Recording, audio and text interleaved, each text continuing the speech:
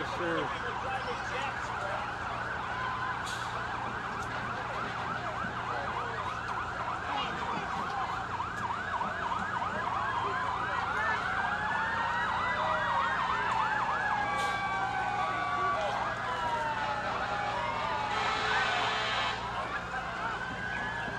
I gotta stop it.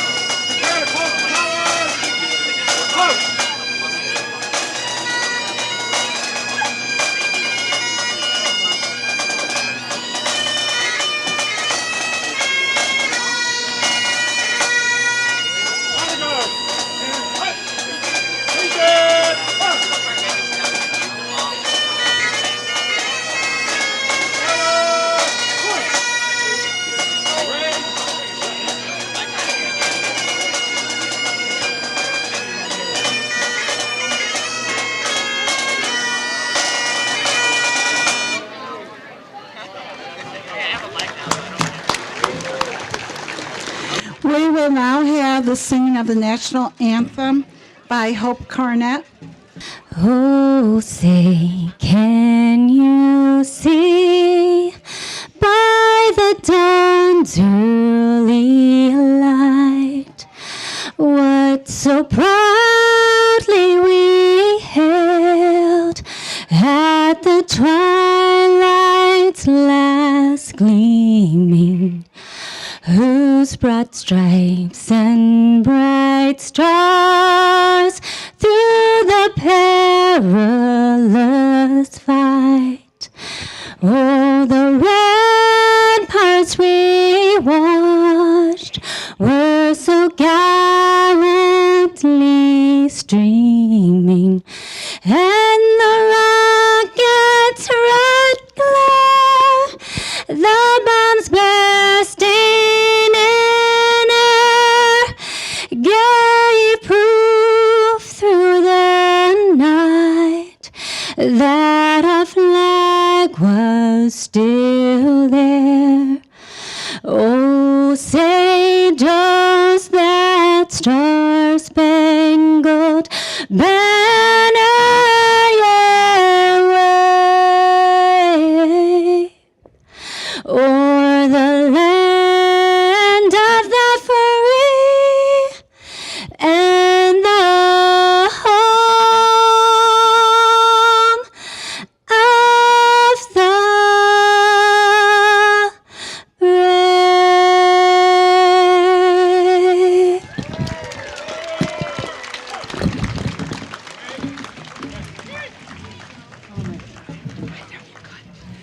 Okay, we are going to have the Pledge of Allegiance led by Boy Scout Troop 501.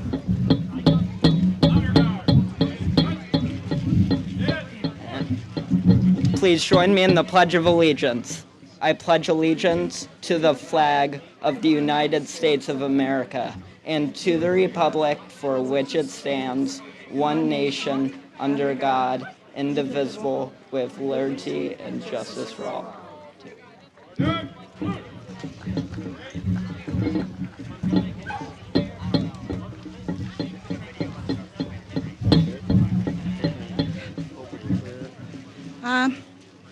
The opening prayer by Norman Beislein. Lord our Father, we thank you for this glorious day and for keeping the weather in good order so we could have this parade.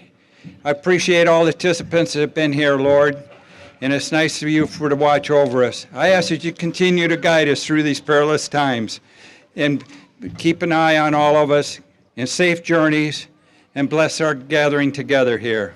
Amen. We're ready to announce a special person in our group tonight. It gives me great pleasure to introduce our Bicentennial Parade Grand Marshal, Robin Swoboda. Robin was a television news anchor, talk show host, and actress, best known for her career on various television and radio stations, primarily in Cleveland.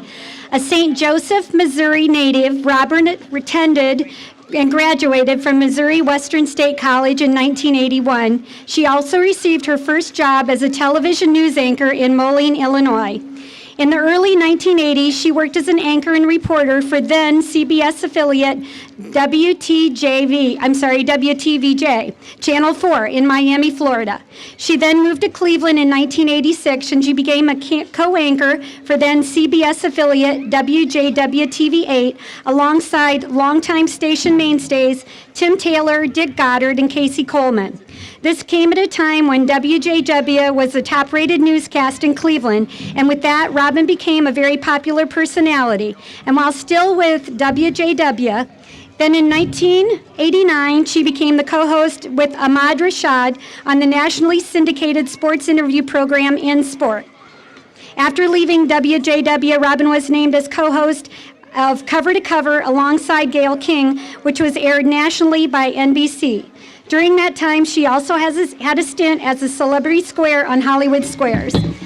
Robin returned to Cleveland in 1996 and once again was co-anchor of a 6 p.m. newscast on WJW, now a Fox affiliate. She was briefly united with Taylor, Goddard, and Coleman, reforming the popular and highly rated news team from the late 1980s. She left in 98 to go over to Cleveland ABC affiliate WEWS Channel 5 and became host of the station's longest-running morning exchange show. She then became co-anchor of Channel 5's 11 p.m. newscast along Ted Henry.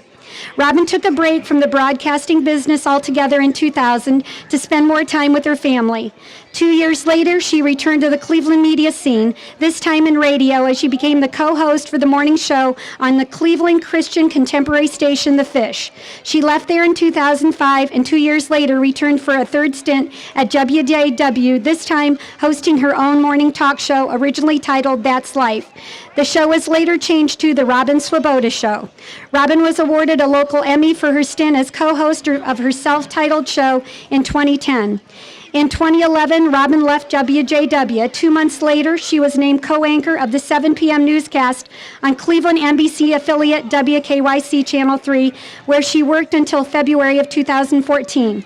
In July of 2014, Robin began doing one-minute commentaries for WFHM and WHK.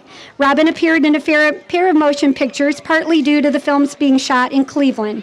The Avengers in 2012, and a bigger role in the independent film Made in Cleveland in 2013. Robin currently writes a bi-weekly column for the Akron Beacon Journal. Her accolades include 1995 Ohio Broadcasters Hall of Fame inductee, 2009 Lower Great Lakes Emmy Awards recipient, 2012 Cleveland Associate of Broadcasters Excellence in TV Award recipient, and Cleveland Broadcasters Hall of Fame in 2014. Robin has 3 grown children and a granddaughter and currently resides in Sharon Township in Medina County. Please join me in a warm welcome for Robin Swoboda.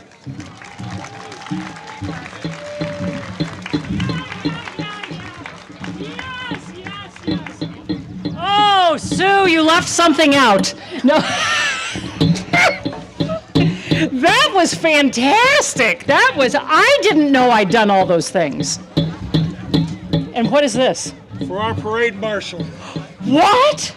Thank you very much. Oh, thank you. This is wonderful. Right. I get to keep it? Yeah, you get Or do you pass it on? No, you get For to the keep next it. 100 years. I'll set it on the table here for That's you. wonderful. Thank you. I think I got a splinter, but that's okay. I'm just kidding. I'm just kidding. That's the way we roll on it. Oh! There we go. All right. Well, What an honor, truly an honor it is. Small town America, Americana, nice people, trustworthy people. The lady over there I've never met watching my purse. Really, Sue Arders, if you know her, you know Sue can be a little persuasive. But she didn't have to twist my arm to get me to be a parade marshal. And I really hate parades, but this was the best ever. Because you always feel like an imbecile, you know, sitting there waving like, hey, you know who I am. And Tim Taylor and I were in many parades together, one of which was fogged in down at the Hall of Fame parade, and they made us go anyway, so we couldn't see the people lined up for the parade, and they couldn't see us. But we would muddle through, even when it was Channel 3 viewers before I was there, and even before it was Channel 5 viewers when I was there. So anyway, so it truly was an honor, and I got to see the rest of the parade after we ended up here, and it was terrific. And to have been chosen to celebrate your bicentennial, you know, 200 years of Chatham is amazing. Just amazing. And what is so neat is that I am following Dick Goddard because he was here for your centennial.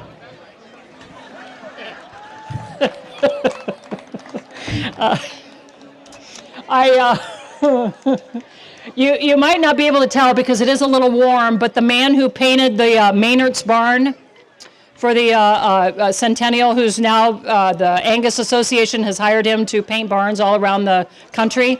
Every state he's going to paint a barn in. He did my makeup tonight because my grandfather used to say if the barn needs painting, paint it.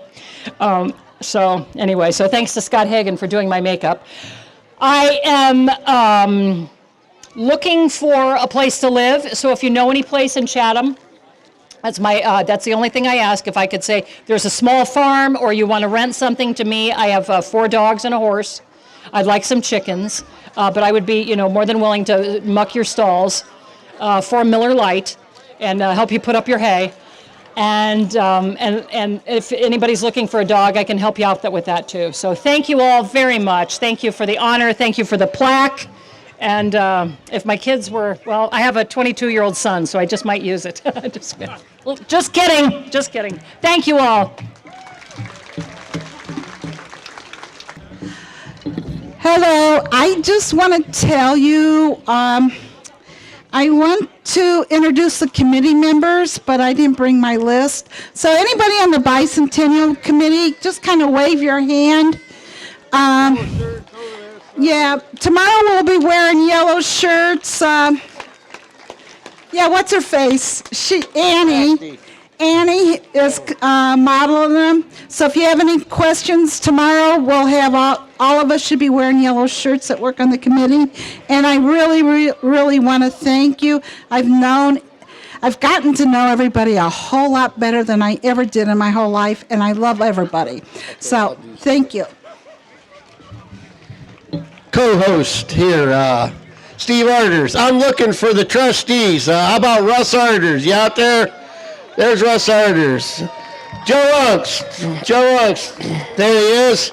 And Denise Gambita, where you at? Denise Gambita, and Sarah Poling. Is she there? Sarah? Fiscal officer. Okay, great. Thanks you. Thanks to the fire department. And we have these beautiful wood plaques out here engraved by some people. Jim Walters, Ted Arders, Rod Graham, Jeff Graham, and a bunch of them. I'm telling you now, they did that all by hand, and you guys ought to buy some of them plaques. That took 45 cases of Bush Light to do them. And I'm not kidding. And they're still going to make them tomorrow, so if you come here tomorrow, bring some Bush Light with you. Thank you. You're going to do the awards, or Frank? You going to announce it? Okay, we're going to do the parade awards here next. We got a couple of plaques here for the judges of the parade. This was, if you're ever looking for judges, they're a wonderful group to work for. It's the All-American Judges Association, and it's affiliate of the All-American Association of Pageantry. It's the Ohio chapter. And today we, for our judges, were Nicole Edwards, she's from Bedford, and Susie Hummer from Glen Willow. And I just love it. I just made some questions and people had parades and I found them and I'm so happy I did. Thank you. Yeah. And they are excellent and very professional. Okay, who's ready for prizes? Okay. Wherever you want to start. What- Commercial vehicle. Commercial vehicle. First, number 24, Rush Diesel.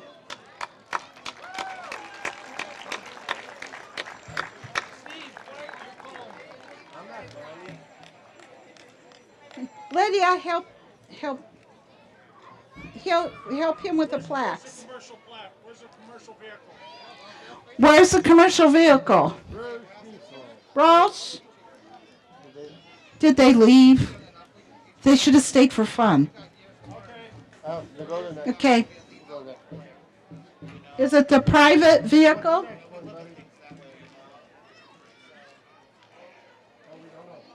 Antique vehicle. 50 years and older. Classic vehicle.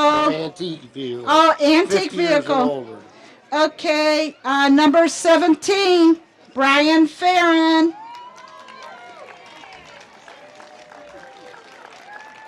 You can mark that one out. Yeah.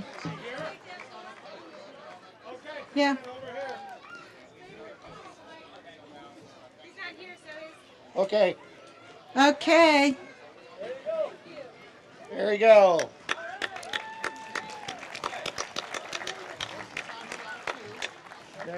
Classic vehicle. 2549. Classic vehicle. First place, number 55, Rick Crumpler. Crumpler. I'm sorry.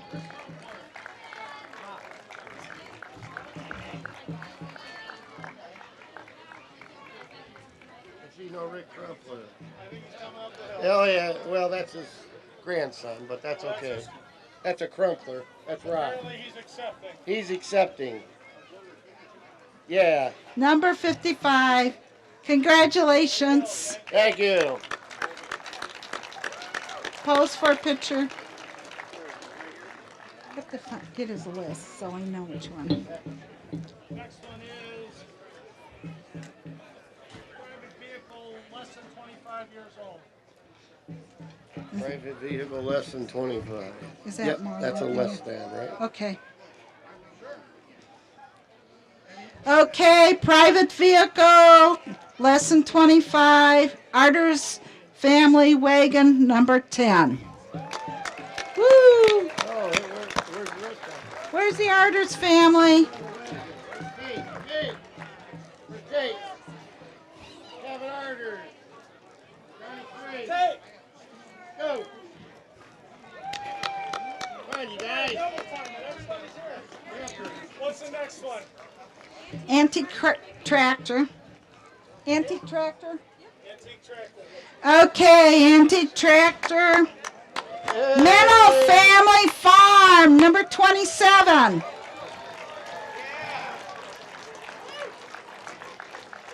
Get the next one for me. They'll come up. They're coming. They're coming. There, the boys are going to get it There's here. no motorcycle entries. Okay. Skip the motorcycles. Oh, there we are. Congratulations.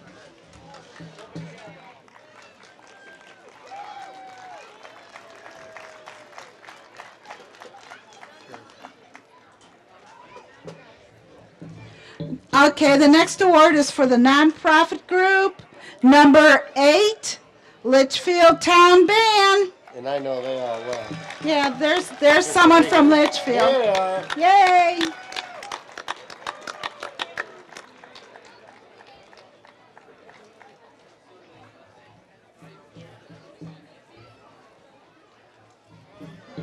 Thank you. Okay, we got the most unique vehicle. I bet anybody in Chatham knows what that is. Number 53, the Hoopie. Where are you, Ted? Come on, Ted.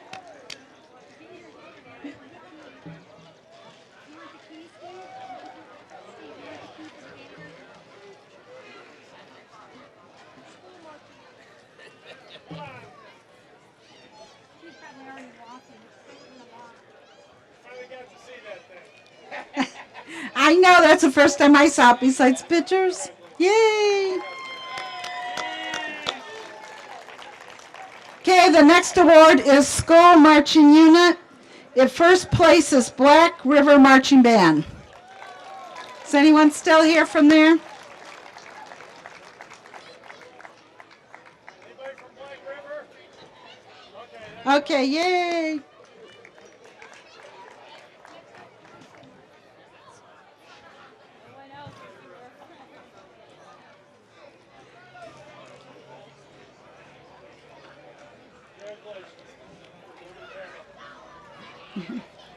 Very good. Thank you. Okay, the next award is the Commercial Marching Unit. And that is number 45, Rogues Hollow Drum Corps.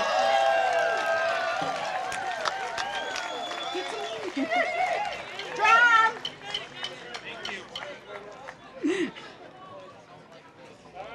Okay.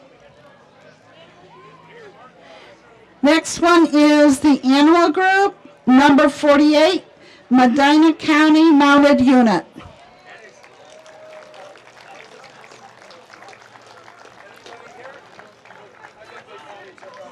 They took their horses home? Okay.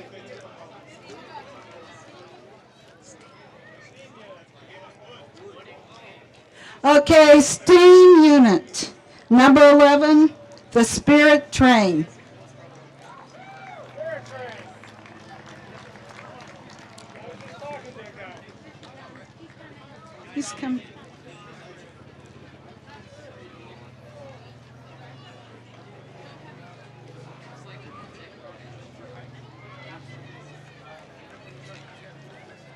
Okay, the next one is the Pumpers, Chatham Township, number 1. Come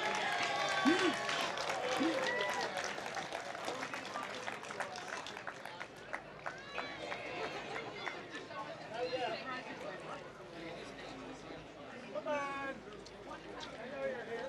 I see you, Bill. Can't hide. Put your mirror down.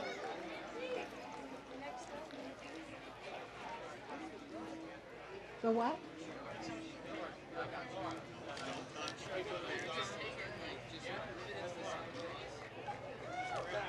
No, there's no grass unit. I don't have anything. She don't have a grass unit on here.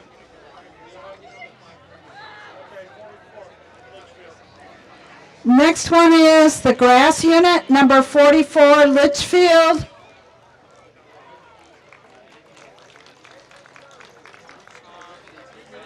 Litchfield here.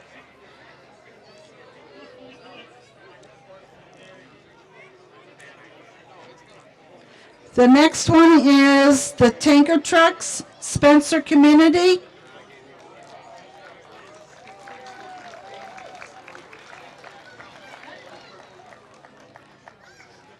Spencer, anybody here?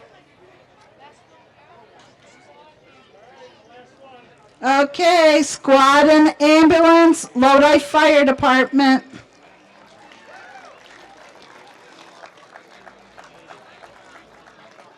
from Lodi? Okay, that's all of them. Thank you. Everybody that participated and everybody that watched it. So next up is Daryl Simon. He's going to present the award for the memory jars. So I just want to thank everybody that actually participated in the memory jar contest. If you have not been inside the hall, they're actually stored up there. And there's stories behind each of the jars, and I just again want to thank everybody. Also want to thank Gail Foster, who actually judged all of them, and she had a fantastic time actually doing that. And then also my aunt, wherever she is, Arlene, who actually was promoting it throughout the week, throughout the past couple months. So thank you very much.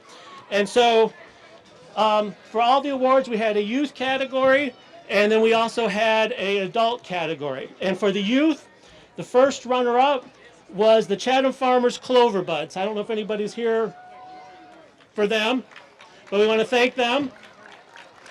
And then for the first prize, the grand prize for the youth, the Chatham Farmers as well, the actual older kids. So we want to thank them.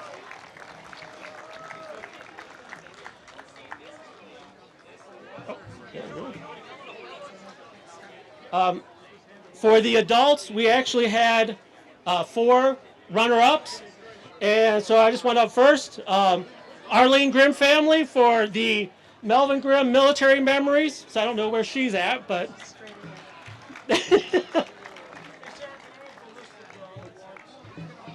for again a family member, runner-up If Walls Could Talk by Vicki Grimm Columbus. Give her aunties too.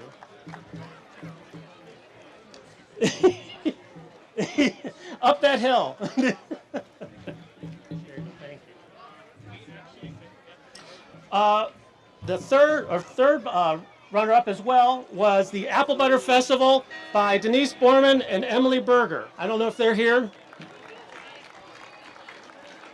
And then the last adult runner-up was Terry Gershbacher for School Days and Memories. I don't know if he's here. Oh, right there he is.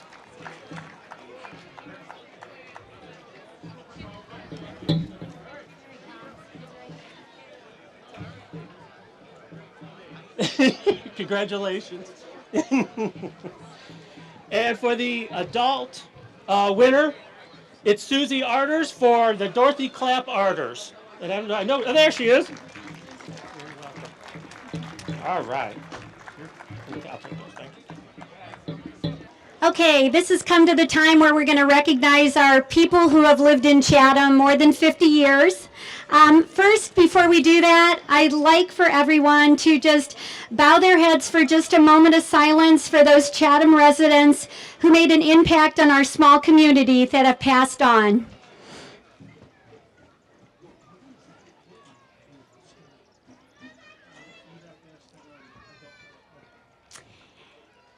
Thank you.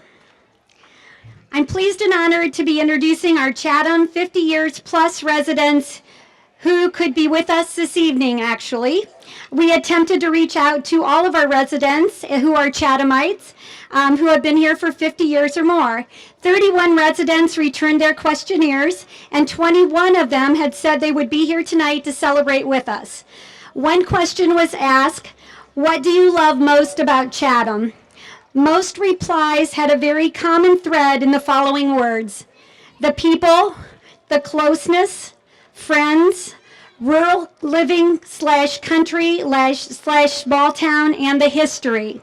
And that's why we're here tonight, is all about the history of Chatham.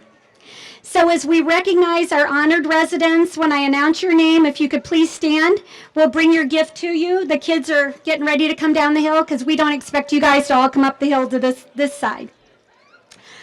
We're going to begin with our longest resident of 97 years. Phyllis Simon was born in Chatham, and Phyllis, if you're out there, if you could stand up, I know you're somewhere. Phyllis was born in Chatham.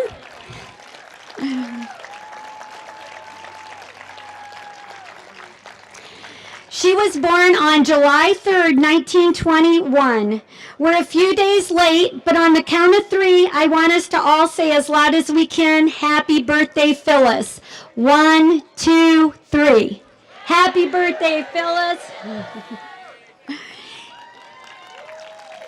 This lovely lady attended Chatham School, graduating in 1939. Her involvements include church, 4-H advisor, garden club, VFW auxiliary, Historical Society, Working the Voting Polls, Apple Butter Festival, and Sugar Bush. I prefer to call her our Chatham historian. She holds a wealth of history, and I admire her for all that she has done for our community. Thank you, Phyllis.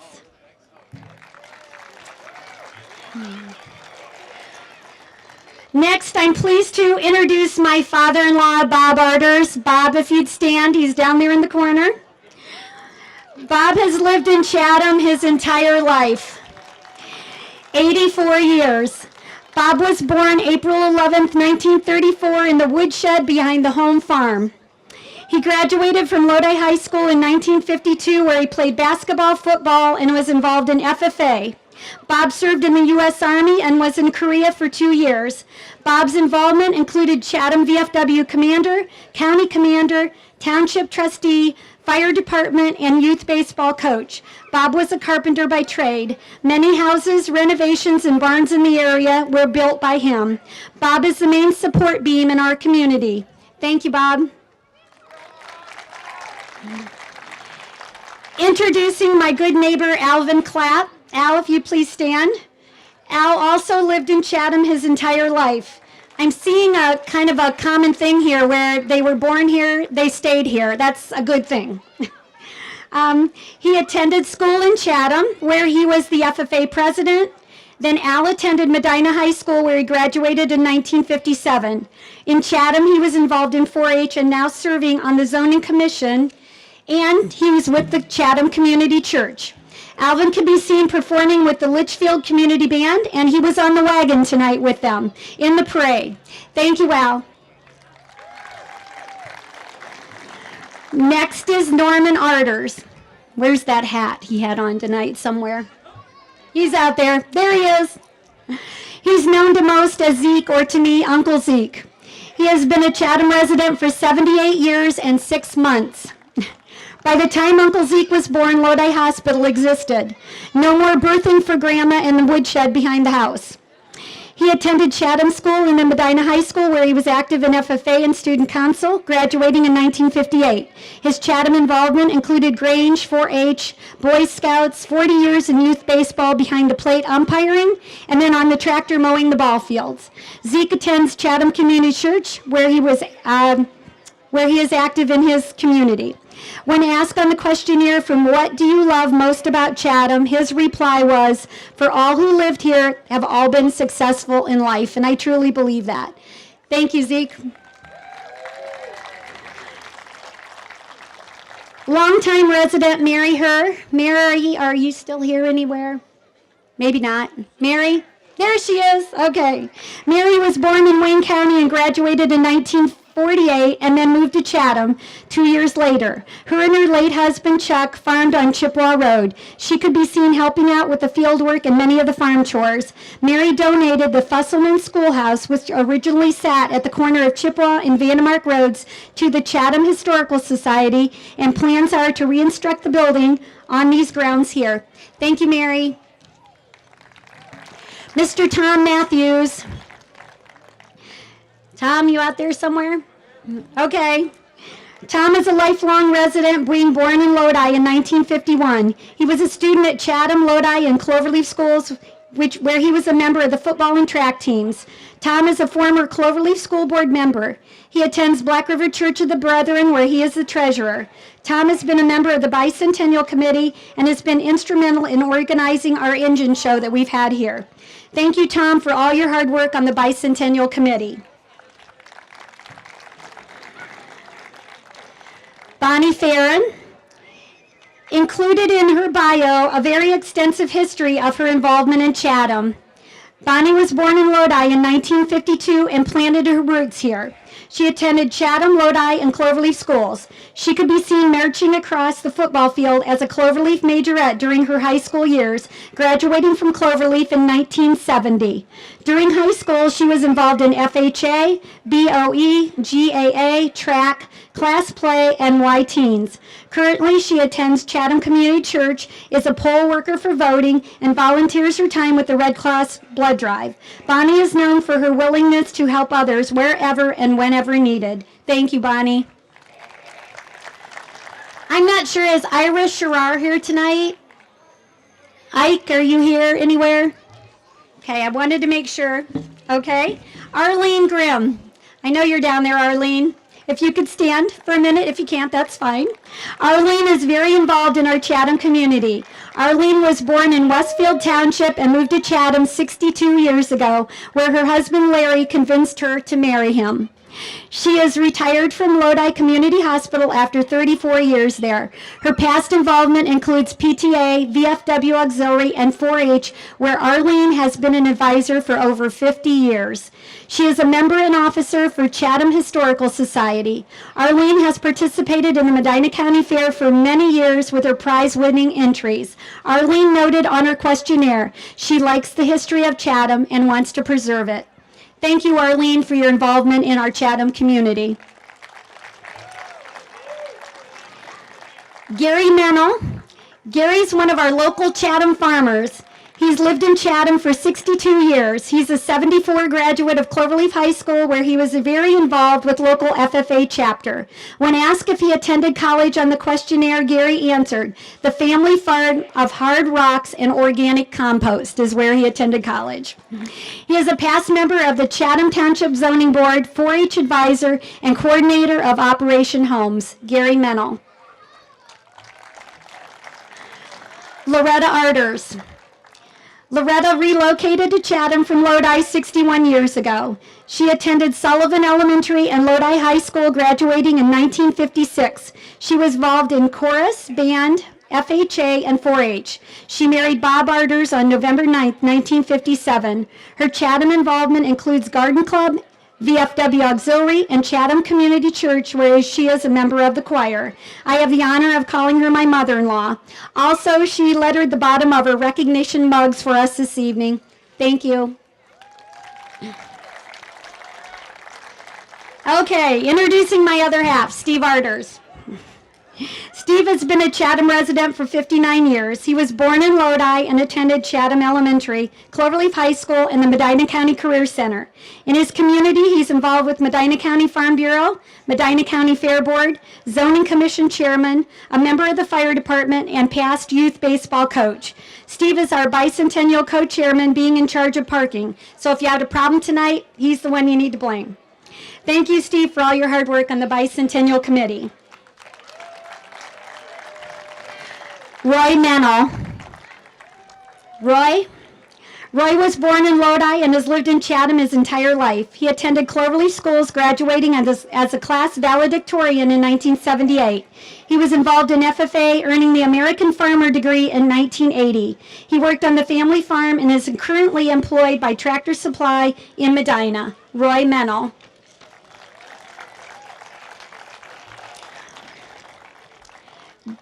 Dan Simon. Dan has lived in Chatham his entire life. He was born in Lodi in 1959. He graduated from Cloverleaf in 1978, where he participated in track and cross country.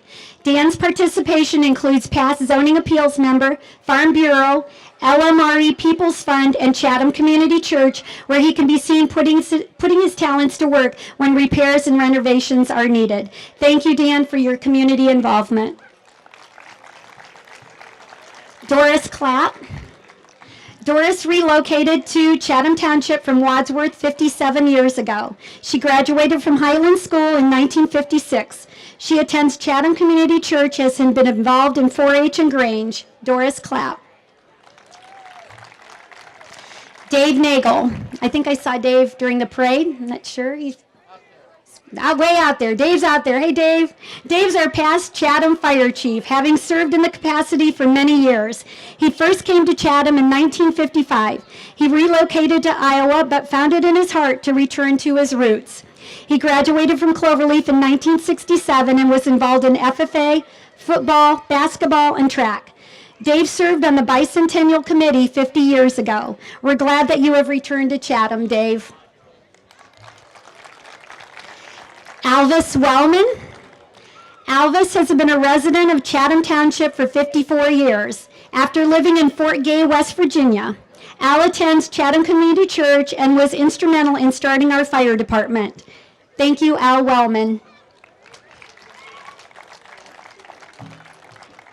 Patty Salzgiver has been a Chatham resident since 1964. She attended Chatham Elementary and Cloverleaf High School, graduating in 1977. Patty Salzgiver. Marianne Matthews. Marianne is a member of the Bicentennial Committee, being our award-winning parade float professional. If you don't know, last year we entered our Bicentennial Committee float in a couple parades, and we won 3 awards for that. And Marianne was very instrumental in the decorating. Marianne first came to Chatham from Brecksville in 1966. She was involved in her church, VFW, Auxiliary Garden Club, and Honeybee Quilters. Thank you, Marianne. And Marjol and Rosaline Van Gilder, we almost didn't have their ride tonight. They were getting real excited. They moved to Chatham in July 1968. Rosalie is involved in the Chatham Community Church, Eastern Star, and Lodge. Marjol participates in the Church Men's Group and Masonic Lodge. When I asked Rosalie if her and Marjol and Matt would like to ride in tonight's parade, she replied, "I've never been in a parade before." I hope you had a good time, Rosalie, Marjol, and Matt. Thank you.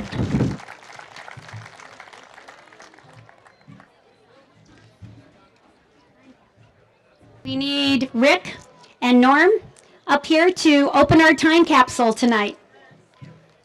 And Jim Brasty, they're all going to help open the time capsule. Are we ready? One try. On the count of 3. 1, 2, 3. Okay. When plan A doesn't work, you always have a plan B. Let's tilt this up. All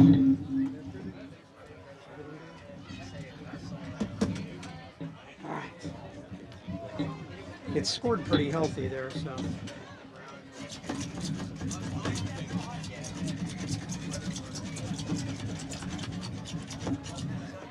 Wow, wow, wow, wow.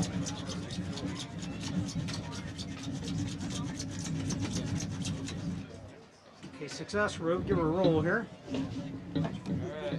Great.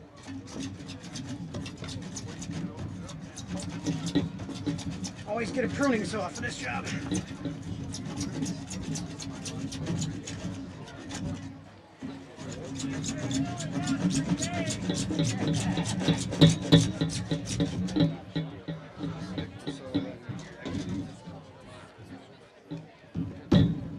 Let's give her a little more. Give her a little more. Yep, roller. And I was worried about this falling off.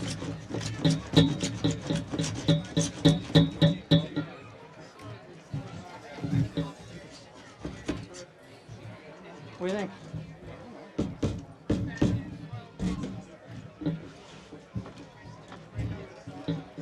We're 3/4 of the way there. My friends told me I should have scored it a little deeper.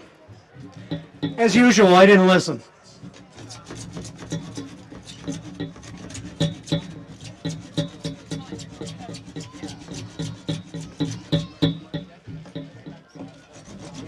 What's in there? Woo! Oh yeah. I should have brought my battery saw.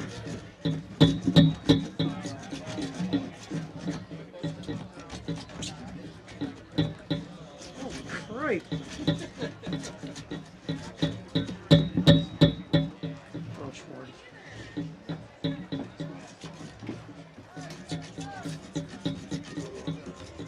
It is.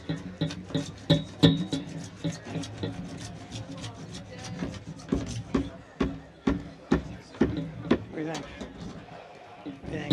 Cracker? Yay! Whoa, we got her! Oh my goodness! We had no idea the contents. This was packed 25 years ago at the 175th celebration. Whole bag of buttons. Sweet low shake. Wow. Well, one at a time.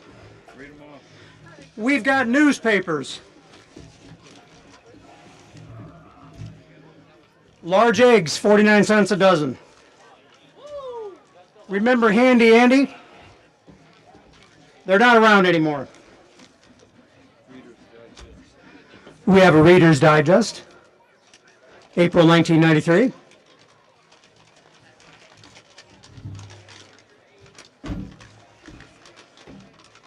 My goodness, did they pack this thing.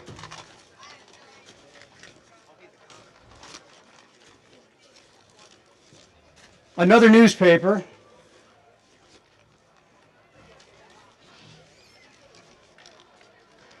The Beacon Journal. Showing a snowstorm on Interstate 77.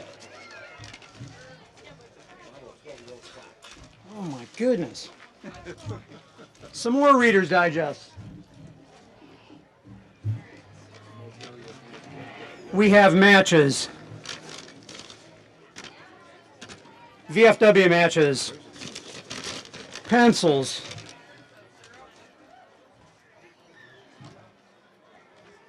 Superstar Baseball.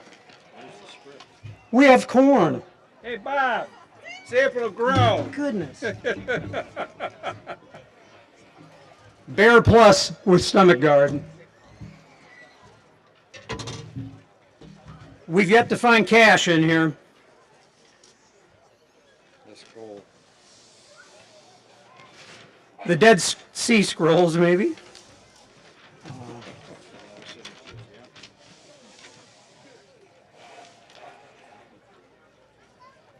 A signed scroll from residents, probably committee members.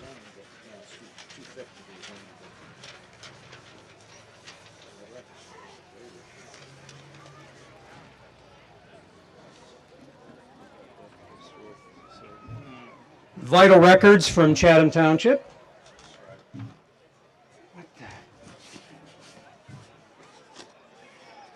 Oh my goodness. Oh, this is, you know what this is?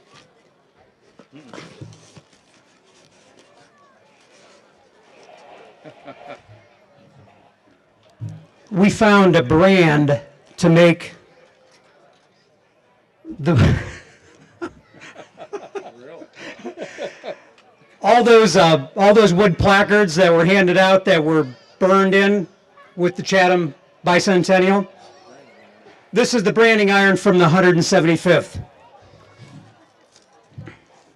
We could have seen how it was made.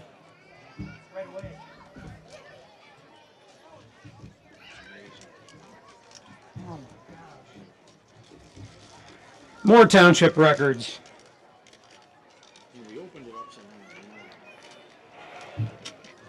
Oh my goodness.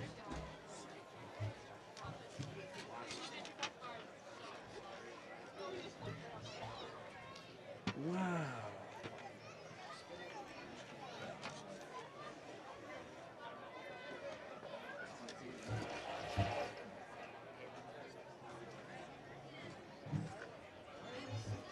We have a letter from Dan and Diane Simon with a picture of two of their young boys. I can't wait to read it.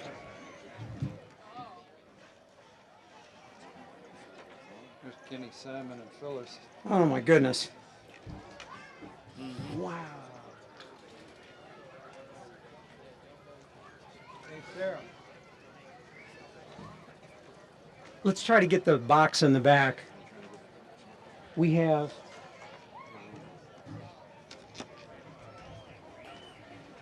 lots of information and old photos that are laminated of Chatham's history.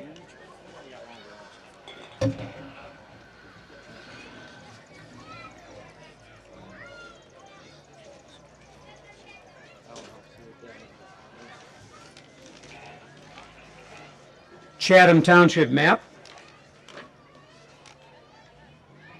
showing all the tracks.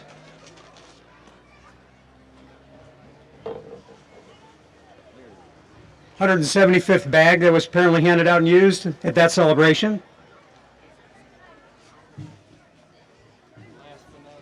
All right.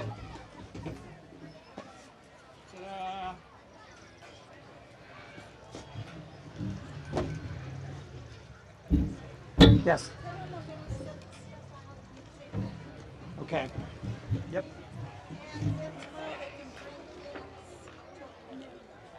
Got it.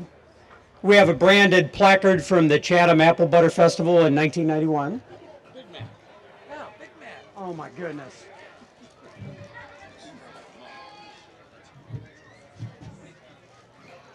Remember the containers that they used to give out at fast food, McDonald's?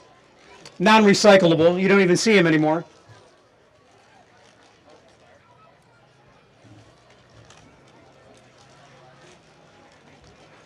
More Chatham memorabilia from the 175th.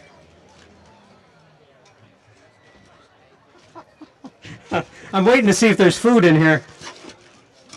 Oh my goodness. And who could forget Crystal Pepsi? No way, that stuff was so much fun. Wow. It's really expensive. They just absolutely had it packed. Like hundreds of dollars a can. I've never had an opportunity to drink it. A Medina Auto Parts shirt that's signed. Excellent.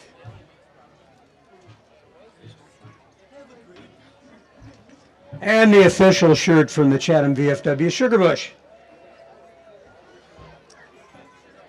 Yeah.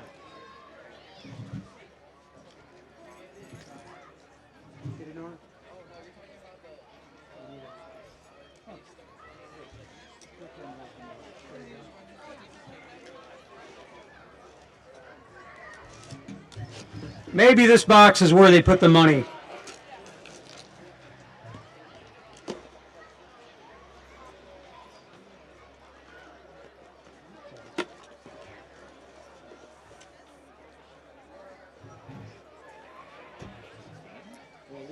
The Mayflower Maze, a Pilgrim Bingo trivia game. A Pilgrim Bingo trivia game. Who'd have thunk it?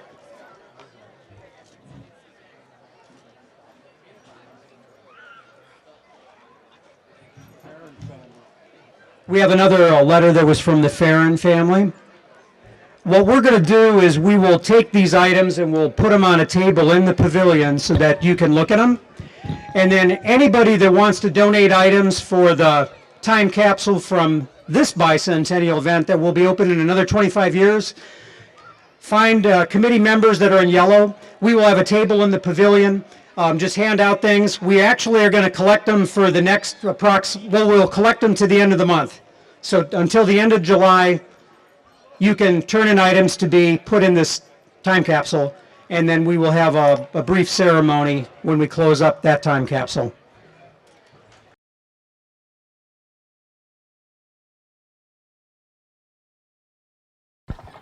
This is Bob Gordon from, was it Penfield? From Penfield. He's got some apparatus here that he's about to explain that really is the crux of Chatham's history because of the different oil booms that have taken place in the history of our township. So I'm going to hand this over to Bob. Hello. This is well. Let's start back here where the oil well is. The oil well would be right here. So you need somehow to get the oil up. So you have a grasshopper or a pumper, which is powered by this rod, and it just goes up and down over.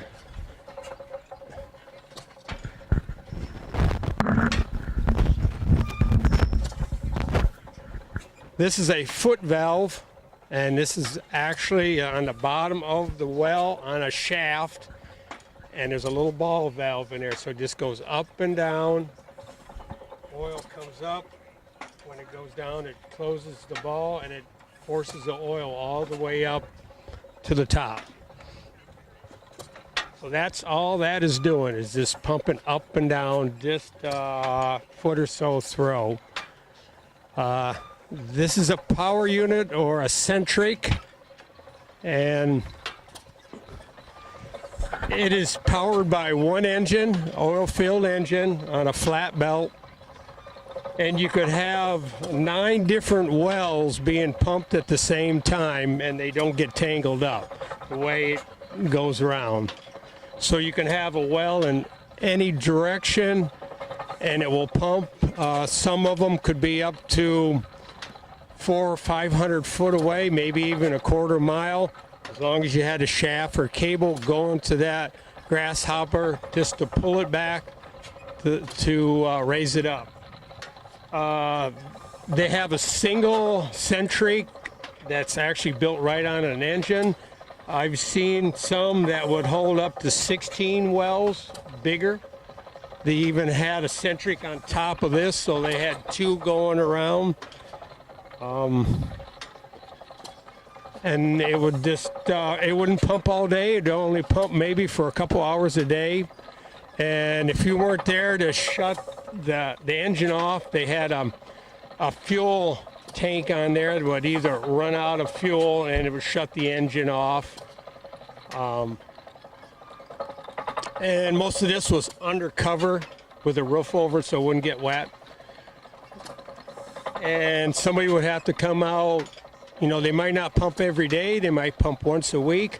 They'd go out, fire the engine up, get the centric going, and pump for a half a day or whatever it was. And then when the oil came out, it went into a wooden tank. And then when the tank got full, they would bring a tanker in from the road, hook an oil-filled engine to a pump that was powered by a flat belt to pump it out to the road, up to the tank, and then taken to wherever. And any questions? What about, what did they actually use to power the unit? Now I see the engine that you have there, did it run on gas or oil from the wells, or like how was that structured? It usually ran on the natural gas that came from the well. That was a byproduct. And if you look here at the pipe fittings, the oil would come out of here, the gas would be up higher. And a lot of times the gas would be just burned off because there was no place to take it to be used. But they would hook it on to the engine and fire that. Wonderful. Well, I think you've given us a vivid part of our history here in illustrating this, because truly the centerpiece of Chatham was the foundation of oil. It brought wealth into our communities. It brought people in. At one point, the highway between Chatham to the south was a one-lane concrete road because there was so much traffic. They got tired of getting stuck all the time, so they actually made a concrete pathway. And that would have been the first in this region, truly. So thank you again, Bob. Thank you so much for coming out today. Okay, Rod Grimm is about to make another plaque for us here today. My name is Ted Arders. Him and me have been burning plaques here all day today. And we're gonna get this iron warmed up and stamp one for you. So whenever you got her hot rod, take her over there. It looks pretty hot to me. All right. You gotta get her over there and you gotta get her centered just right. It's always best if you get the Chatham on the top. You just slowly burn her in there. It takes kind of a special feel. It's not as simple as it looks to get all the letters to come out perfect. But the old Rodney's been doing it for a while today, and he's got it down pretty pat. So I'm convinced it'll come out just fine. And if it don't, we'll just do it again. There we go. Perfect. That's about all there is to it. Heat it up, do it again. I don't know what else to tell you. Who's been cutting the wood, the lumber? I don't know. We found a slab wood somewhere. But we got some. Jeff Grimm and Rod cut the round blocks out of Jeff's tree was growing in his yard, and we thought it'd make a good tree, so we cut it down. He didn't need it. He can always buy wood, so that's what we did with that. It's been a fun time. My name is John Peasy. I'm with the Ashtabula County Antique Engine Club Society. This is my trailer full of goodies. Right here we have a 2¼ horsepower farm engine, United. It was used to run small implements on the farm, hay balers, the hay cranes and stuff to bring them up into the lofts and stuff like that. We have behind it, we have an air compressor, which is something else the engines would be pumped up to, with a belt and a pulley. And then we got a 4 horsepower Mayrick. These were used in the oil field. They would be belted up to a pump jack to pump oil on a single well, which was a shallow well. Air-cooled. The cylinder's air-cooled with a fan on the other side to keep it cool while it's running. It's a pretty neat design, upright. In the back here, it's another small farm engine. It's a 1.5 horse stover. Would have been used to pump either a small implement like an air compressor or a vacuum pump for either like a milking process or something along the lines of that. And then I actually have a vacuum pump set up, which is an Empire, which is what they used in the milking industry. They would create a vacuum and attach a suction cup to the udders to extract the milk and then pump it into a tank. So I'm trying to make a little setup here. I'm going to eventually belt them all up so people can see and witness what's going on. So it's all good fun.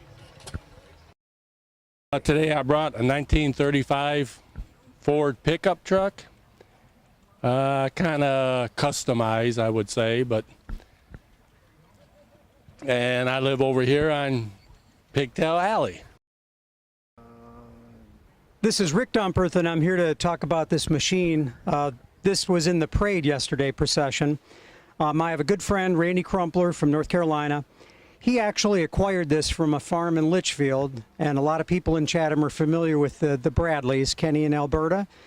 This was something that was sitting in the back in the weeds, and we actually pulled it out one day. Randy went through the restoration process and got it running, and it is really a unique machine from this era.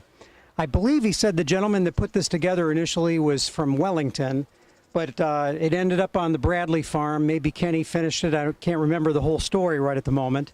But it was a 1947 homemade, they called these putt-putts. They used some simple stuff that they found from other vehicles and machinery on the farm, kind of assembled it together. And what they would do with this, like to power early PTO-powered equipment, you'll notice on this rear axle that they have a fixed PTO shaft. And they would simply take this little vehicle, put it in the proper gear. They would jack up one side so that, and there's a differential in there, so only one wheel would spin. But you could hook a PTO shaft to this and use this little vehicle and that little gas engine to power elevator, usually something simple like that. And that's kind of the brief history of this vehicle. There were many of them around back in that era where people had very little to work with, and they kind of put things together to make them useful again. My name's Greg. I got a 1929 Model 27 four-door sedan.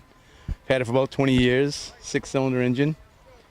Runs great. Take it everywhere I go. It's a Buick. It was a high-end car back in the day. Cost around $1,200, new back in '29.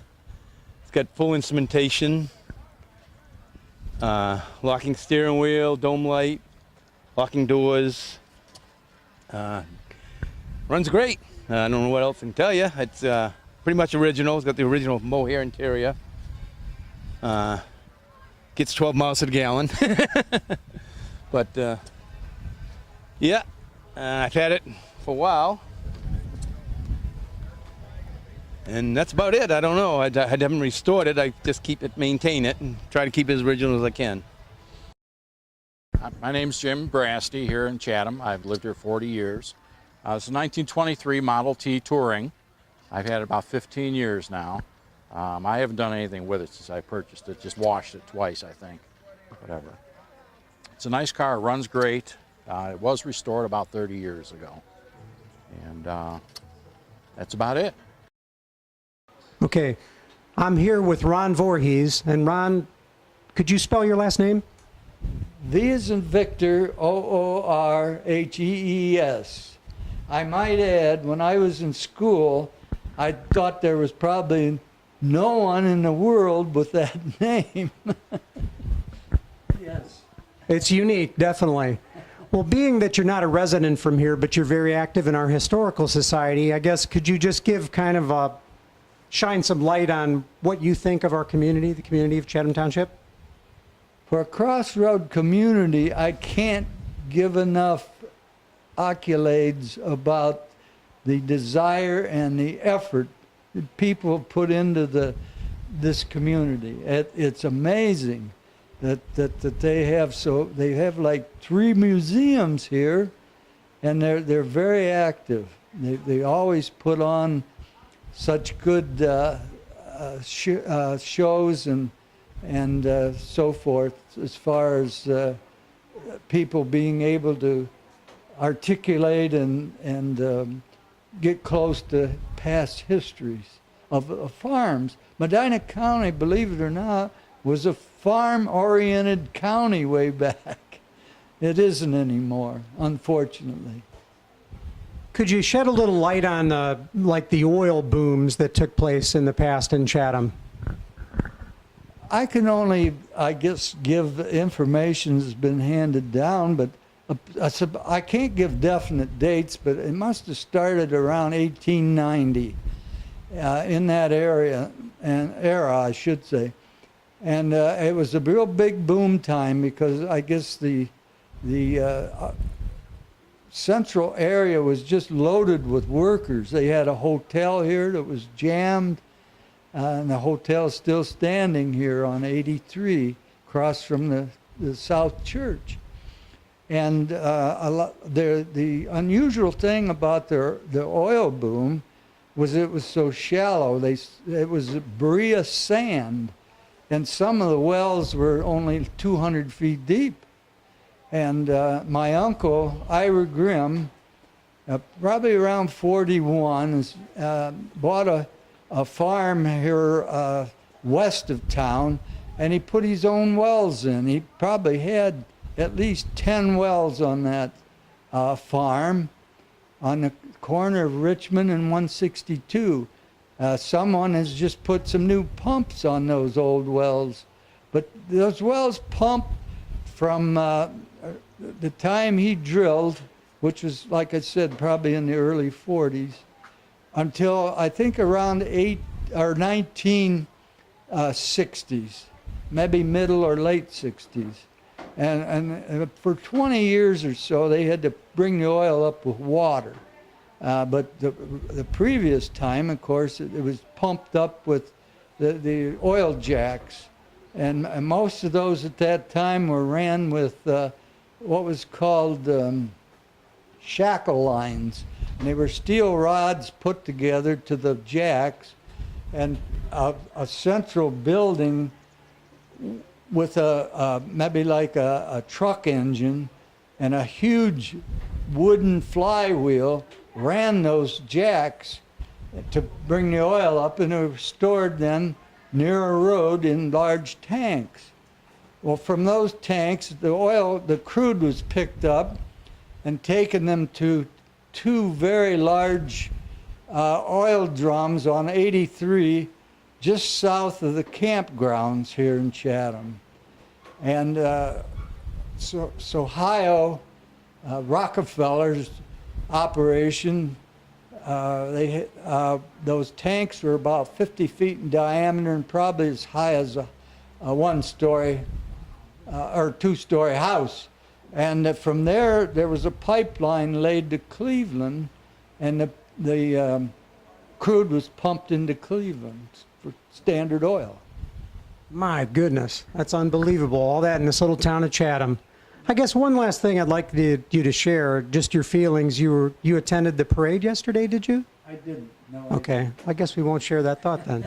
I'm sorry, but we didn't. Well, that's quite all right. Well, thank you for filling us in on some of the history of the oil in Chatham. Chatham's past, as it refers to the oil boom, I should say. Thank you, Ron. Okay. This is Arlene Grimm, a very active and longtime resident of our community, and I'd like to get some of her thoughts. What brought you to Chatham, Arlene? My husband brought me to Chatham in 1956 on a cold and wintry December day. And I thought he was bringing me to the boondocks, but it was Chatham, and I like it, very much. Wonderful. What do you like most, or what impresses you the most about our community after living here for all those years? I think everybody works together. Communication is a big thing here, and I think that that's what we have a lot of, is communication. Wonderful. Could you tell me a little bit about your sister, Joyce, and your brother-in-law, Charlie? Oh, I miss them terribly. My sister and I, they always called us the Tornado Sisters. Anyone wanted something done, by the time they thought about it, we had it done. Then we slowed down till it was like just a breeze. And Charlie was excellent. He was an excellent contractor and did things for the community. We didn't even know he was having things done, and before you knew it, it was done. Wonderful. And that was Charles L. Simon, correct? And Joyce Ann Porter Simon? Right. I got him right. Yeah. Marvelous. Could you share with us what you think Chatham might look like in the next 25 years, at the next celebration in 25 years? Oh, goodness. That is really looking ahead. I am not sure. That's really looking ahead pretty far, but you're going to have to communicate and really get some young people interested in the community and in the activities and preserving the history of Chatham. Wonderful. Thank you so much, Arlene. I've lived in the township since 1964. When I moved to the township, we didn't have a fire department in Chatham. Me and some of the elders, young fellows at that time, we got together and raised money to get the thing going here for our fire department. I was a fireman for, I don't know, probably 4 years. And then I left the fire department because of my work duties. But I've seen a lot come and go. I worked in a steel mill for 30 years. I retired in '85 and lost my wife just 3 weeks before I retired. Remarried in '89, and we built 3 houses on the farm on Chippewa Road for my 2 sons, and then Marge and I, when we got married, we built a new house. But we belonged to the fire department. My wife was in the auxiliary back when we first got started, and we've seen a lot of changes. I have 2 sons and 3 daughters, and my 2 sons is Douglas Wellman, Albus Jr., Mary Lou Heltzel, Nancy Orr, and Patricia Salzgiver. Patricia and her husband had me 4 grandsons, and 3 of them was on the fire department here in Chatham for a few years, and 2 of them are now policemen in Columbus. The 3rd one is a deputy sheriff in Medina, and the 4th one is a farmer here in Chatham Township. Thank you very much. Have a good day. Hi, I'm Bonnie Lance Farron. I've lived in Chatham for 66 years, and I have grown up uptown until the 7th grade. Leonard Lance and Delma Lance were my parents, and then when I was in 7th grade, we moved to the country out on 83 and raised on 83 until I was married to my husband, Marvin Farron. Then we bought property on Old Mill Road. And on Old Mill Road, we built our own house, and we've built 6 barns there since. We raised 2 boys there. Marvin was in the Air Force and the Army for 26 years. And throughout our involvement in the community has been through the church, the VFW, and also I work on the election board for voting here at Chatham. I am very active in the Red Cross for the canteen and trying to get more people to come and give blood. And our boys are both on the fire department. We have a daughter-in-law, Lori, who's married to Mike, and 2 granddaughters, Annie, who is 10, and Ava, who is 6. And the biggest thing I like doing with my granddaughters is swimming, and that's where I'm heading this afternoon on this hot afternoon. Happy birthday, Chatham. Bye. I'm 79 years old. I was born here. I like the town because we have parties like what we're having today. Hi, I'm Doris Clapp, and I have lived here, Well, since we got married. Yeah, since we got married, 57 years, and we enjoyed raising our 2 sons here, and we have 2 grandsons now, and Chatham is a great place to live. Hello, everybody. I'm Glenn Meek. I was born and raised in Chatham. This house next to VFW North is where I was born. There was 13 of us in our family, and I'm the youngest one, and I'm the only one left living. I grew up in Chatham, just north of here. I spent a lot of time with Arter's family. They was my neighbors. What happened is I was youngest of 13, and all my brothers and sisters were older, so I didn't have anybody to hang around with, so the Arters lived next door, so I was the 13th Arters, that's what they called me. My dad grew up in Lafayette. When he was 3 or 4 years old, his family moved to Michigan to Homestead. So he grew up in Michigan, and when he was 19, he moved to Ohio and settled in Lodi. Eventually, we ended up in Chatham. I had 7 brothers and 5 sisters. And I'm the only one left now. And they sure had a good celebration here in Chatham. I'm glad I didn't miss it. I grew up in Chatham until I was about 20 years old, then I moved away. But I really enjoyed coming back, enjoyed all the people that's here, and I hope to have another one sometime. Okay, thank you. We came to Chatham in 1975, and we bought a house that had been in the same family since 1865, and we've restored it, and we started a Christmas tree farm. Meantime, we've gotten involved in the community. We go to Chatham Community Church, and Tom has been he's retired from the Chatham Township Volunteer Fire Department. We love being in Chatham. We just sense that God is here, and there's such community spirit, and we've made some very good friends, and we're very proud of the history of Chatham. Viva la Chatham! We've been married 48 years. I was born and raised here in Chatham. My dad, Kenny Welch, was super involved in community, everything from VFW and just trying to get Chatham on the map.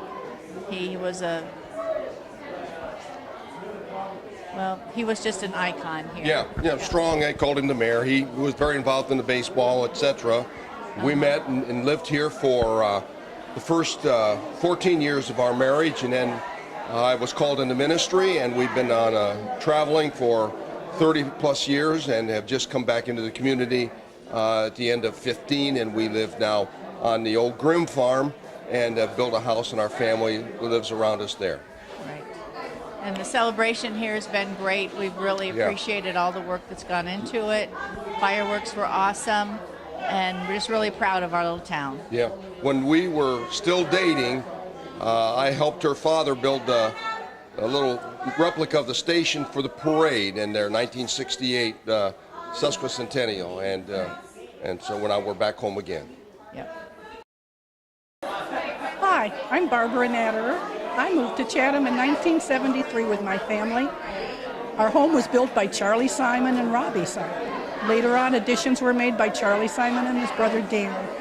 We love living in Chatham, and I never want to move from here. It's a fantastic community. When we moved here in 1973, my husband Richard and I had 2 children, Jeffrey and Laura.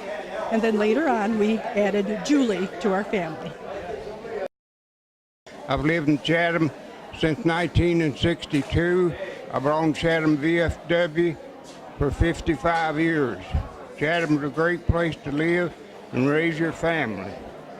Thank you. We came here in 1968, and we looked for a whole year to find a place to live out in the country because Marja wanted to get out of Cleveland. And we took and looked, and we were shown the place on Root Road, and we walked in the house, and I said, this is it. And we've been there ever since. We've only got a small farm. It's only 14 acres, but we've enjoyed every minute of it. And we've raised 3 daughters and 1 son. And of course, we lost 1 daughter, but she loved Chatham. We all love Chatham. We love the churches here. We go to Chatham Community Church, and the people are very good to us. We've had some things that they stepped up and helped us with. And we can't say enough about the community of Chatham and all the people, and the area is so pretty. You know, once you come out here, you just don't want to go anyplace else. We love it here, and we hope that more people come out here because they'll enjoy everybody out here also. I don't know what else to say except God bless everybody here, and God bless you. Take care. I'm Tom Matthews. Mary Ann Matthews. We've lived in Chatham I've lived here all my life for 67 years. 52. Yep. We actually had our first date back in 1968 at the Sesquicentennial, and we kind of got to know each other then, and I've never left Chatham. We got married in 71, yep. And Chatham to me is just we're a small town community, but we make up the spirit of what small town communities should be like across America, and we just want to be a part of it and continue to be a part of it. I know there's a lot of communities all across the country like this, but this one's the one where we live, so it's special. We're soon going to be moving into Tom's family's home. We're really excited about that. So we're here for the duration. Homestead, okay. That's right, okay. So we just love Chatham, and this weekend was a total culmination of everything that's good about Chatham. Okay, that's all we got to say. I'm Bob Arders. I was born here 84 years ago. I've been very active in the community ever since, in the VFW and all community activities. You helped start the baseball teams. Yeah, I helped start the baseball team. I helped start a Boy Scout group that's here. Just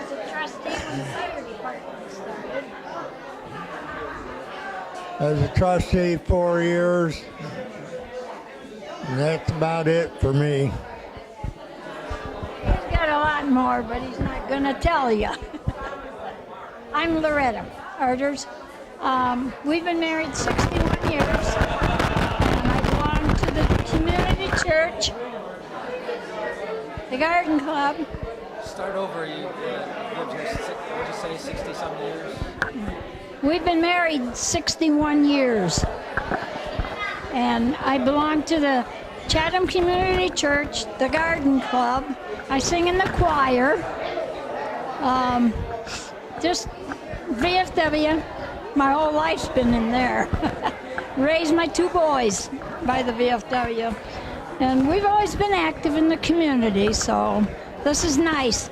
I helped, I was on the committees for 1968 and 1993 centennials. Guess that's about it. I'm the owner and operator of the old mill and that. I'm not born here in Chatham. I was born in York, Maine. And when we moved down this area and that, my dad purchased the old mill from Clem Rice, which was the owner of the mill. And my dad owned it. I come on board, and with my dad and I, we restored it, and I continue to restore it and put it back in operation again. We furnish a pancake mix for Chatham pancake suppers and breakfasts. That's what we have. We grind over a ton of wheat. It takes 160 to 180 gallons of maple syrup to run the VFW, which is now the Chatham Memorial Hall. And it takes 160, 180 gallons of maple syrup to keep the tables up. That's the main function of it. I belong to Chatham's Historical Society, an officer of the society, and I'm involved in the community and trying to keep the community together and people bonded together in that. Hi, my name is Lydia Fike, and I live in Chatham. I like volunteering with the Sugar Bush, and I had a lot of fun with the Bicentennial. The fireworks last night were amazing. They were so much fun, and they were really colorful. And just the games in the bounce house were a lot of fun. So I'd like to say thank you for the people on the committee and people just helping volunteer to make this thing possible. I'm here with Phyllis Simon, and she has, her family has a long storied history with our township. How many years, or I guess, can you tell us a little bit about the origin of your family to this region and how many years you've been in our township? Well, I've been in the township all my life. I was 97 the 3rd of July, so it's been a good 97 years. But my family, I just found out from a sermon today that the minister was telling about how the churches got started in Chatham. And come to find out, I have an ancestor on each that came to Chatham that are in one in each of these churches, the Black River, the Congregational, and the Methodist. So they have intermarried, and so I have genes from all churches. So it's really a combination in my family history of people who came to Chatham for a long time ago. But Chatham has been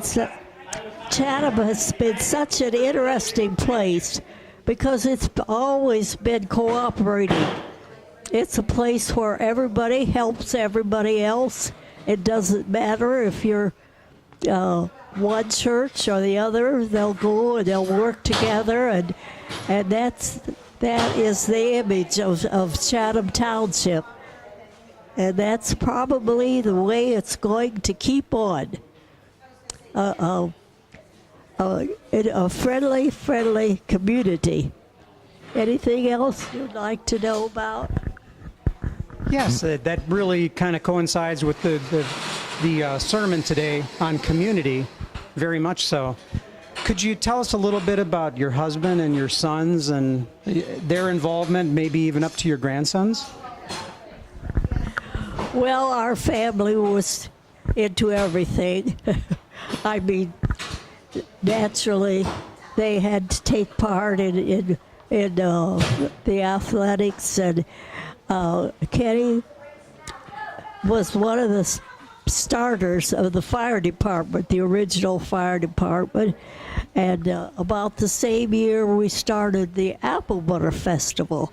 It was first just a meeting of family in our backyard, and we'd get together and boil cider and make apple butter. Then it got to be a little bit larger, so we thought it would be fun for the community. So we went to the church and had it there, and we soon outgrew that, and now it's part of the community at the what used to be the VFW every year. And it's been over 50 years, I think 53 years we've had the Apple Butter Festival, and about the same years of the fire department which developed. And my four grandsons are all in the fire department, and they are in rescue squads and very, very busy doing things. And let's see, what else? I think all my children have gone to a university and graduated. How about the origination of the Historical Society and your involvement with our Historical Society in Chatham, Phyllis? Oh, yes, that was neat. It was after the centennial, and it was there were a few funds left, and we were talking about Historical Society. Arlene Grimm is very interested, and she and I both have been in it from the beginning. Lemuel Alice had a lot of land here in Chatham, and he donated land for where the cemetery was, and next to that was a frame house. It was the first frame house in Chatham, and they had an underground railroad, which a tunnel, which went to the barn. And I think there's still traces of that tunnel underneath in different places. But the house was destroyed. But we were hoping we could have that for a historical society building. But that didn't work out. But we did start the Historical Society. And we've had lots of help with community people in preserving and educating people about the things that their ancestors had and that they used. So they're still going strong and hope to for a long time. Wonderful. Could you say a couple things about your son Charlie and all that he did for our community as far as the Historical Society? I mean, his involvement with the church, everything, and what he's left us with over on the grounds behind the community center, the things that he has done over there. Could you tell us a little bit about that and just touch on those, Phyllis? Well, I will try. Charlie was a doer, and he had wonderful ideas, and he helped the fire department get started and a lot of other things. And he was a school board on the school board for years. He was a 4-H advisor. He backed the football, the baseball teams, and he was a carpenter. I think about he had something. He had used a hammer in, I think, about half the people's houses in Chatham. Maybe it was just to repair something, but he did a lot of construction work. And he and his wife, after her death, he built the pavilion.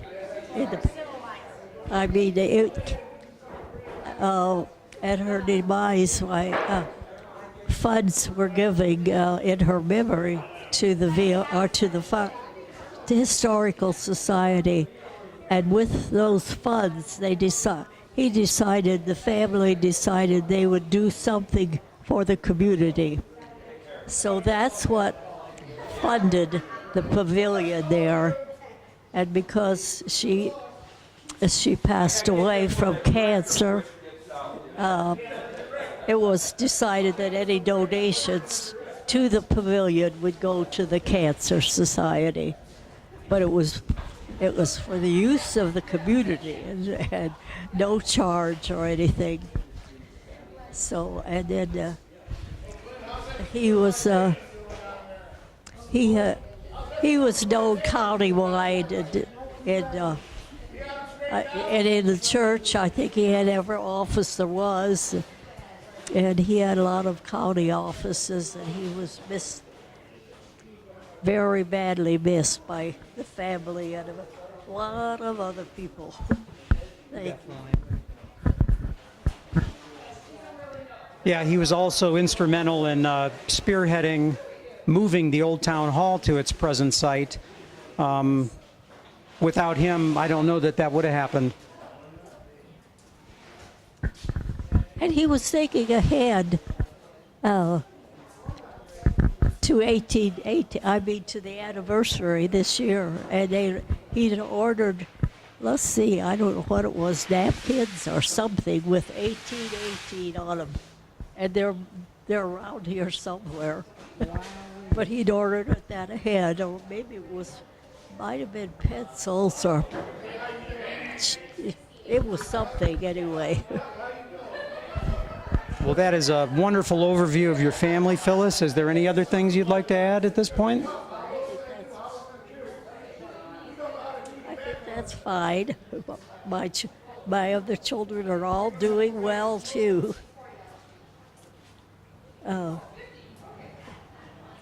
I think that's it for now. Thank you.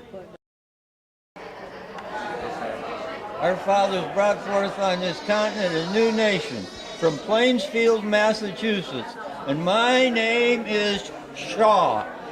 And the first Shaws that came to Chatham Township was Edgar Shaw, and he had several kids, and he had Alfred Shaw, who moved to the old farm with his wife Sarah, and then they had one child, which was W.A. Shaw, and W.A. married a lady, and they moved to Lorraine at one time because they needed to have employment. But they eventually moved back because Alfred had a stroke.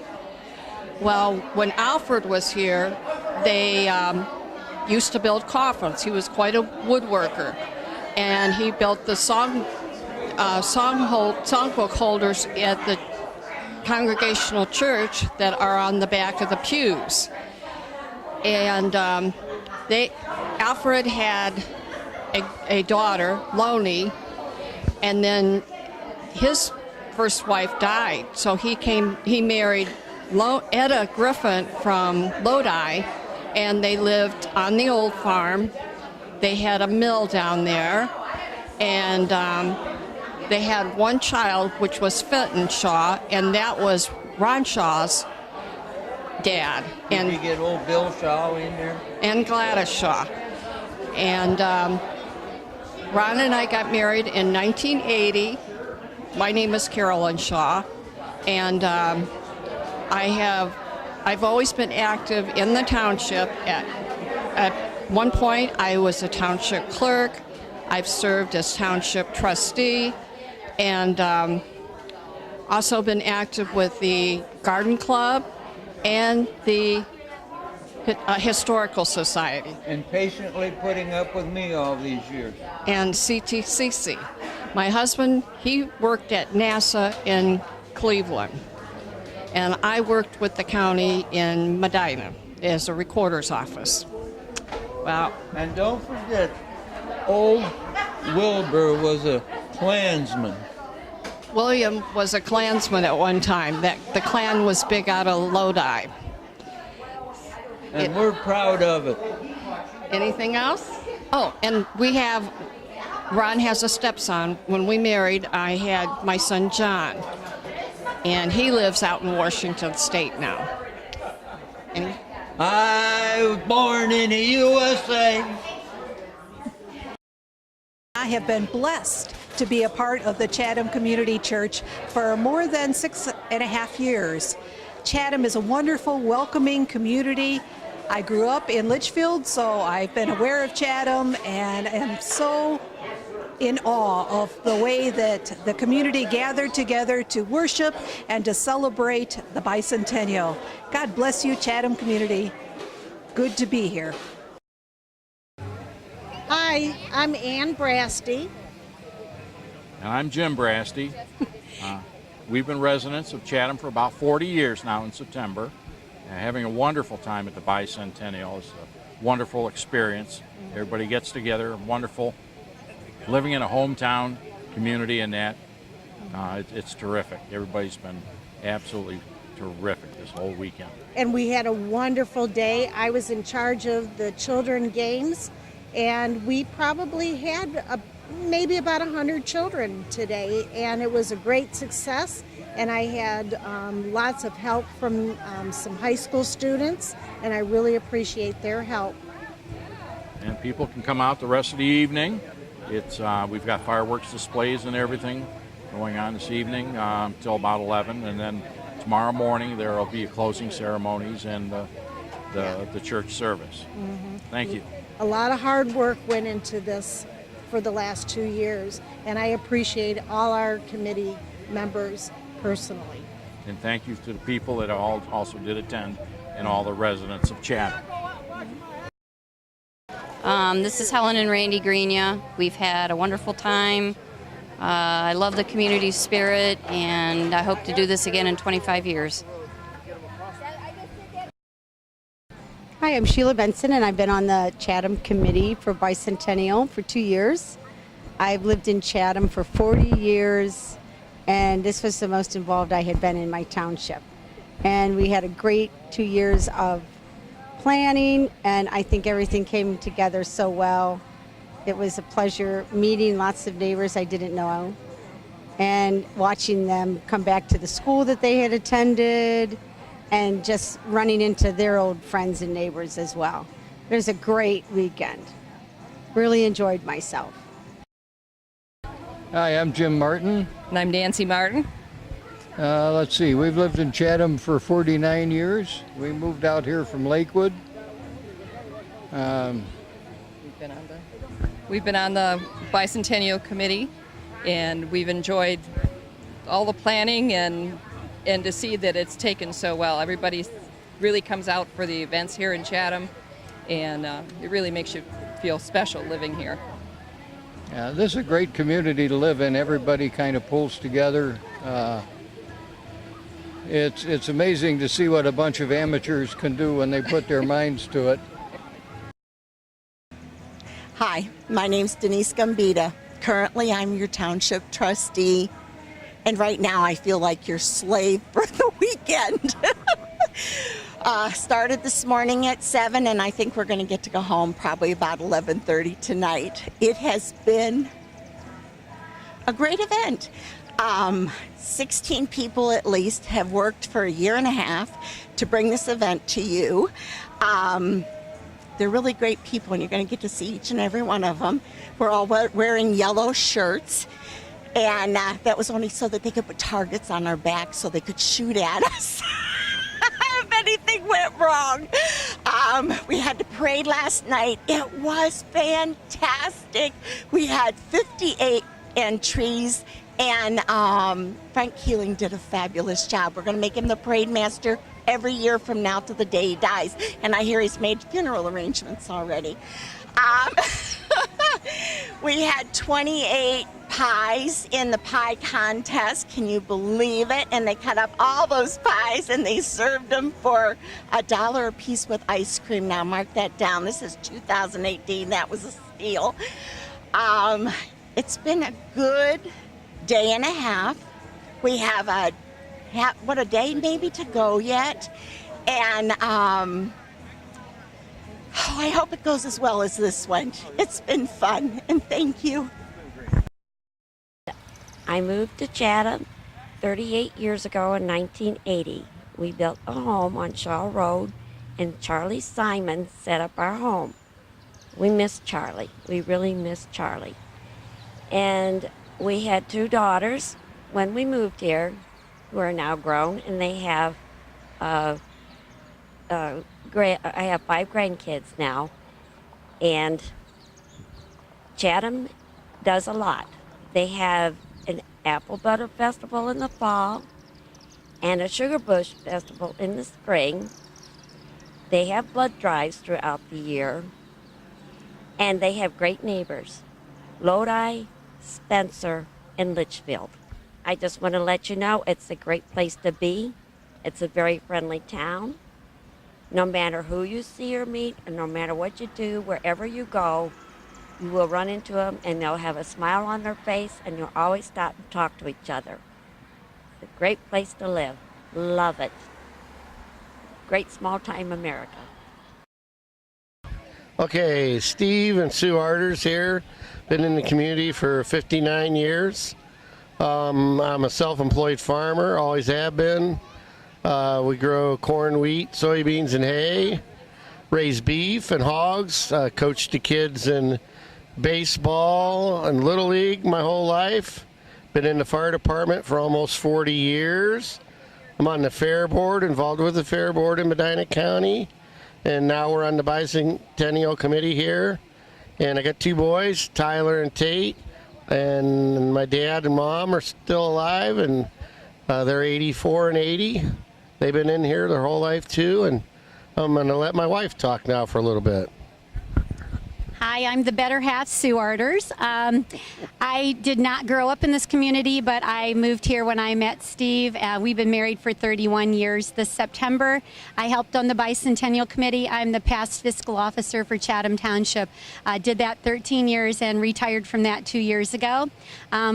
Active with Steve on the Fair Board, active in Farm Bureau. Here in the community, I helped with the concession stand at the baseball field for many years over there, trying to think of all the different things we've done. On the Bicentennial Committee, I was in charge of getting the 50-year-plus residents questionnaires out and answered. We recognized them here last night at our ceremony after the parade. I also was in charge of introducing and getting our Grand Marshal for our parade, which was Robin Swoboda. And so I did that contact for us and was honored to have her for our Grand Marshal. Other than that, I guess my best honor last night was getting the top award for the Bicentennial memory jars. One with Steve's grandma's entry talking about Grandma Arders and her years here in Chatham. So was very honored to get that award presented by Daryl Simon. And then I guess the other prestigious award last night was our Bicentennial Arders family wagon that we entered, and we won our category. So that was certainly an honor to be noted for that. And I think that's about it, other than what else Steve's already told you. Thank you very much.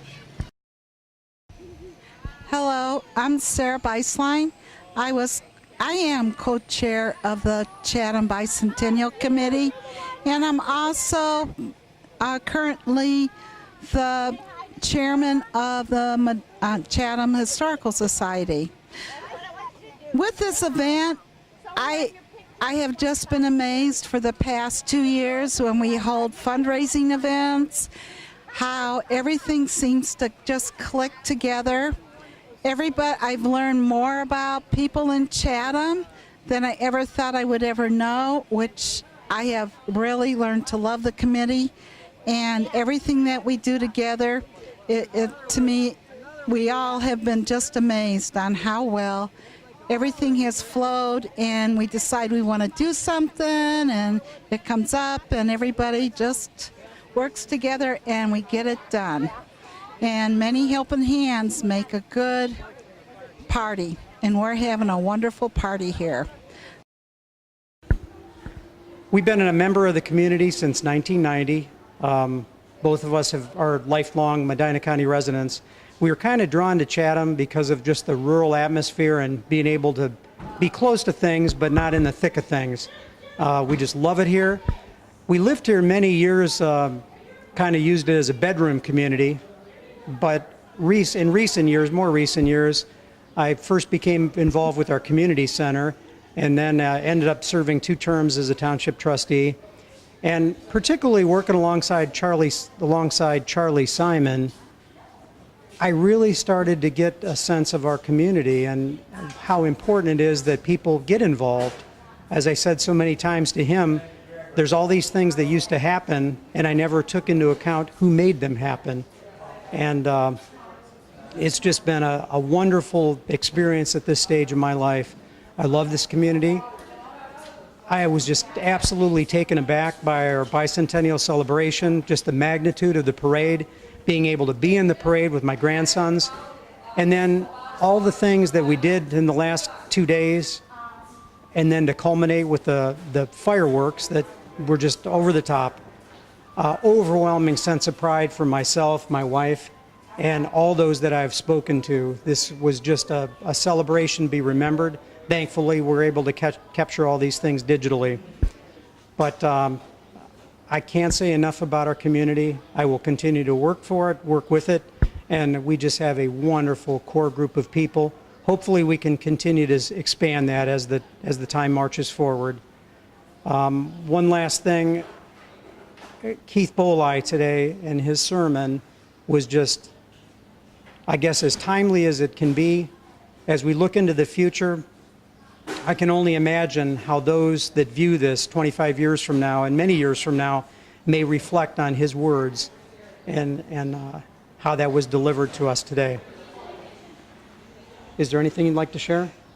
I agree with everything you said. It's a wonderful community, wonderful people, and we're just very happy and proud to be here.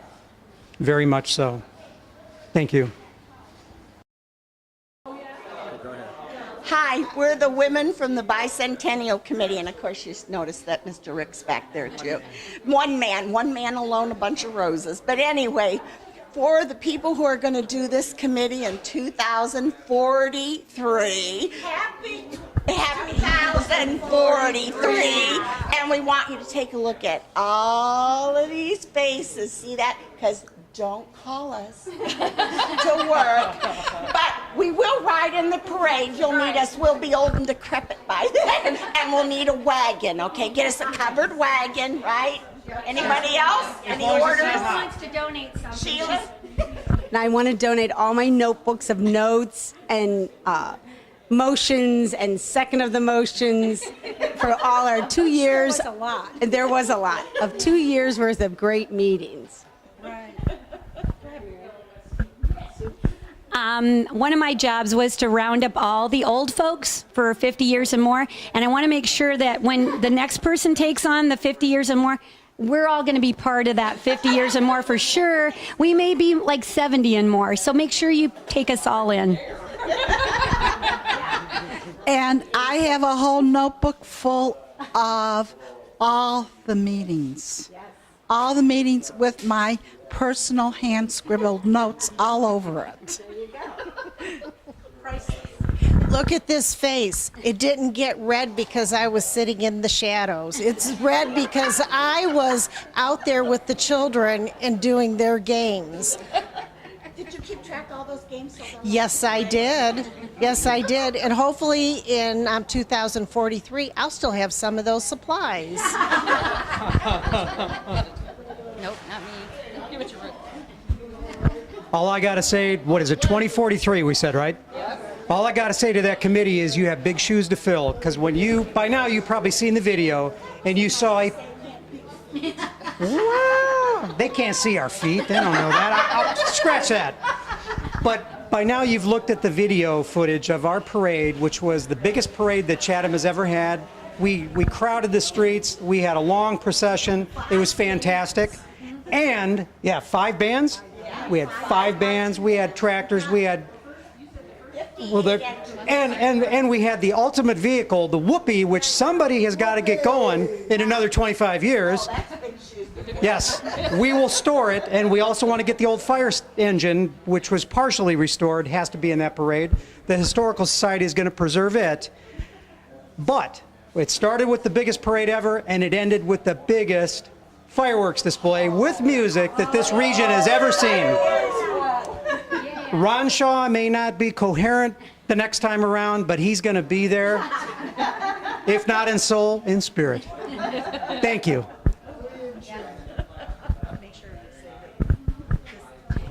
We also want to let everybody know that this is only the small group of us. There was many, many members that aren't here to dedicate our. And the men are still working. So yeah, the men are still still working on cleaning up. And the kitchen. Yeah, we have to go tell them. Yeah. And we go ahead. Hi. And we can't stay any longer because Lydia has to go clean the kitchen. Yeah, Lyd may be the chairman next time around. Anybody else?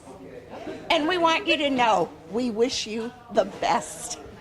Have fun. Happy 2043. Happy 2043.